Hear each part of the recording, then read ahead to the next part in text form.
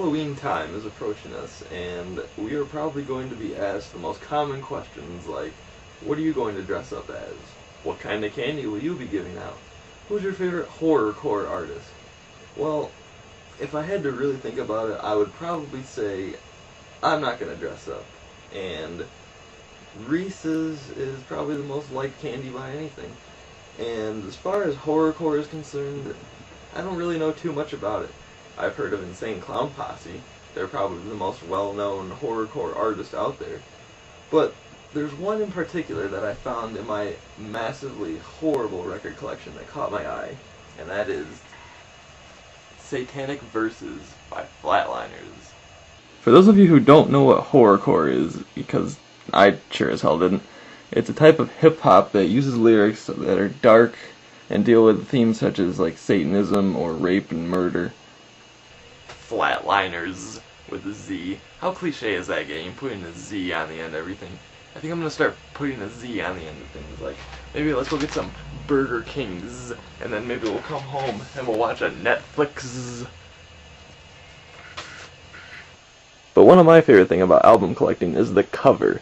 So we have 3 members of Flatlinerz. We have Gravedigger, who looks like a young Jay-Z, Tempest the Undertaker, I can tell because of his skull bandana, and then we have Red Rum, who looks like he's played by the Air Demon from Ghost Rider. But what really caught my eye are these 2 colored images in the middle. I mean, what the hell is that? It looks like one of the flying monkeys from The Wizard of Oz. And then this, it's like a lizard skull. It just, I understand it probably deals with the dark thematic elements of horrorcore, but it looks like someone just happened to drop their skull monkey and lizard skull pictures on the cover when they were doing the press release. The single comes from their only album, USA, which obviously stands for Under Satan's Authority, and was signed by the Jam Master Jay.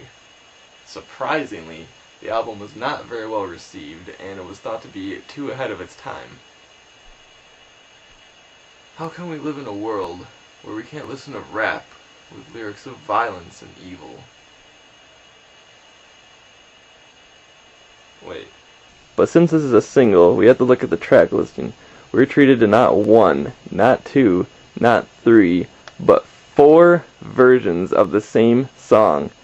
The LP version, the radio edit, the a cappella version, and of course the instrumental version.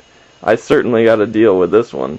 And then we got Run, which is the LP and the instrumental version, but that's a side thing. The video is truly just amazing. I mean, look at this.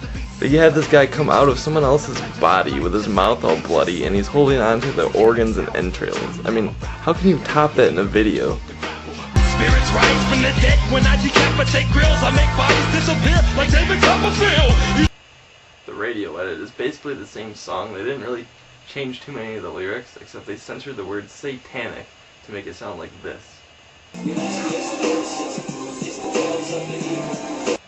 What the hell did he say?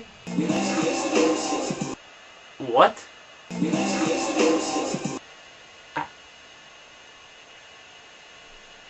I gotta hear what the a cappella version is. Undertaker? Here is my Undertaker. Rise, Undertaker. Rise. Ugh. Overall, is Satanic Verses any good? No. No. It's pretty funny though, but I'm pretty sure that that's not the goal they were trying to accomplish. But believe me, I have a lot more records to go over that are equally as bad, if not worse. Evil lurks in the dark, and all you see is the white of my eyes. Don't look at my eyes, don't look at my eyes. I kill and massacre and burn away all the body flesh, cremated more bodies than David Koresh. Feel the fire and the flame in the way I word this. Quote from my Satanic Verses.